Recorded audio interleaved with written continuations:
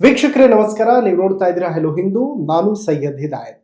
ಶ್ರಮಿಕರಿಗೆ ಸಂತೋಷ ವಿಶೇಷ ಕಾರ್ಯಕ್ರಮ. ಕಾರ್ಮಿಕ ಇಲಾಖೆಗೆ ಸಂಬಂಧಿಸಿದಂತೆ ಸಚಿವ ಸಂತೋಷ್ ಲಾಡ್ ಅವರು ಕಾರ್ಮಿಕ ಇಲಾಖೆಯನ್ನು ವಹಿಸಿಕೊಂಡ ನಂತರ ಸಾಕಷ್ಟು ಸುಧಾರಣೆಗಳಾಗಿದೆ. ತಮ್ಮದೇ ಆದಂತಹ ವಿಷನ್ ಅನ್ನ ಇಟ್ಕೊಂಡು ಇಲಾಖೆಯಲ್ಲಿ ಸಂತೋಷ್ ಲಾಡ್ ಅವರು ಅನೇಕ ಕುಟುಂಬಗಳಿಗೆ ಆಧಾರ ಸ್ತಂಭವಾಗಿದ್ದಾರೆ. ಯಾವುದೇ ಯೋಜನೆ ತರುವಾಗಲೂ ಕೂಡ ಅದಕ್ಕೆ ಟೀಕೆ ಟಿಪ್ಪಣಿಗಳು ಸಾಮಾನ್ಯವಾಗಿ ಬರ್ತವೆ. ಅಂತಹ ಎಲ್ಲಾ ಟೀಕೆ ಟಿಪ್ಪಣಿಗಳನ್ನು ಮೀರಿ ಯೋಜನೆಗಳನ್ನ ಅನುಷ್ಠಾನಕ್ಕೆ ತರುವಂತಹ ನಿಟ್ಟಿನಲ್ಲಿ ಸಂತೋಷ್ ಲಾಡ್ ಅವರ ಪ್ರಯತ್ನ ಅದ್ಭುತವಾದಂತಹದ್ದು. ವಸತಿ ಸಮುಚ್ಚಯ ಈ ನಿಟ್ಟಿನಲ್ಲಿ ಒಂದು ದೊಡ್ಡ ಮೈಲಿಗಲ್ಲು. ಈ ಯೋಜನೆ ಯಾರಿಗೆಲ್ಲ ಸಿಗುತ್ತೆ, ಇದರ ಉಪಯೋಗ ಏನಿದೆ ಅಂತ ನೋಡ್ತಾ ಹೋಗೋಣ. ದಾದಾ ಅಂತ ಕರೆಯಲ್ಪಡುವಂತಹ ಸಂತೋಷ್ ಲಾಡ್ ಬಡವರ ಪಾಲಿನ ಆಶಾ ಕಿರಣ, ಅದರಲ್ಲಿ ಯಾವುದೇ ಅನುಮಾನ ಬೇಡ.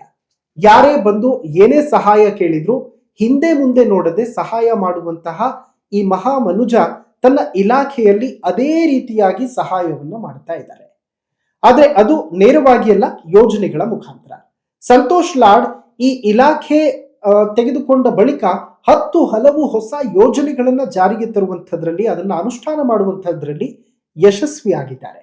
ಆ ಪೈಕಿ ಶ್ರಮಿಕ ತಾತ್ಕಾಲಿಕ ವಸತಿ ಸಮುಚ್ಚಯ ಕೂಡ ಒಂದು ಯೋಜನೆ. ಪ್ರಮುಖವಾಗಿ ಕಟ್ಟಡ ಮತ್ತು ಇತರ ನಿರ್ಮಾಣ ಕಾರ್ಮಿಕರಿಗೆ ನೆರವಾಗುವಂತಹ ಉದ್ದೇಶವನ್ನ ಹೊಂದಿದೆ. ನಗರ ಪ್ರದೇಶಗಳಿಗೆ ಕೆಲಸ ಹುಡುಕಿಕೊಂಡು ಬರುವಂತಹ ಕಾರ್ಮಿಕರು ಸೂರು ಇಲ್ಲದೆ ತಮ್ಮ ಕೆಲಸಕ್ಕೆ ಹತ್ತಿರ ಇರುವಂತಹ ಕಡೆ ಶೆಡ್ಗಳನ್ನ ಹಾಕಿಕೊಂಡು ಬದುಕನ್ನ ಸಾಗಿಸ್ತಾ ಇರುವಂತಹ ಸನ್ನಿವೇಶಗಳಿದೆ. ಗಾಳಿ, ಮಳೆ, ಚಳಿ ಇದ್ಯಾವುದನ್ನು ಕೂಡ ಪರಿಸ್ಥಿತಿಯನ್ನ ಲೆಕ್ಕಿಸದೆ ಪಾಪ ದಿನ ದೂಡ್ತಾ ಇದ್ರು.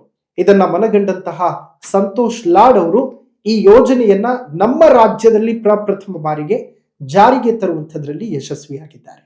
ಕಾರ್ಮಿಕರು ಕೊಳಗೇರಿಗಳಲ್ಲಿ ಅಥವಾ ಅಸುರಕ್ಷಿತ ಸ್ಥಳಗಳಲ್ಲಿ ವಾಸಿಸೋದನ್ನ ತಪ್ಪಿಸಬೇಕು ಮತ್ತು ಅವರ ಆರೋಗ್ಯ ಹಾಗೂ ಬದುಕಿನ ಮಟ್ಟವನ್ನ ಹೆಚ್ಚಿಸಬೇಕು ಅನ್ನುವಂತಹ ಮಹದಾಸೆ ಮಾನ್ಯ ಕಾರ್ಮಿಕ ಸಚಿವರದ್ದು. ಹೀಗಾಗಿ ಈ ಯೋಜನೆ ಜಾರಿಗೆ ತರಲಾಗಿದೆ. ಇನ್ನು ಈ ವಸತಿ ಸಮುಚ್ಚಯಗಳಲ್ಲಿ ಸಾಮಾನ್ಯವಾಗಿ ಕಾರ್ಮಿಕರು ಮತ್ತು ಅವರ ಕುಟುಂಬದವರು ಉಳಿದುಕೊಳ್ಳೋದಕ್ಕೆ ಯೋಗ್ಯವಾದಂತಹ ಕೊಠಡಿಗಳ ವ್ಯವಸ್ಥೆಯನ್ನ ಮಾಡಲಾಗಿದೆ. ಕುಡಿಯುವ ನೀರು, ವಿದ್ಯುತ್ ಮತ್ತು ಶೌಚಾಲಯ ವ್ಯವಸ್ಥೆ ಕೂಡ ಇದೆ. ಇನ್ಫ್ಯಾಕ್ಟ್ ಗೀಸರ್ ವ್ಯವಸ್ಥೆಯನ್ನ ಕೂಡ ಮಾಡಲಾಗಿದೆ.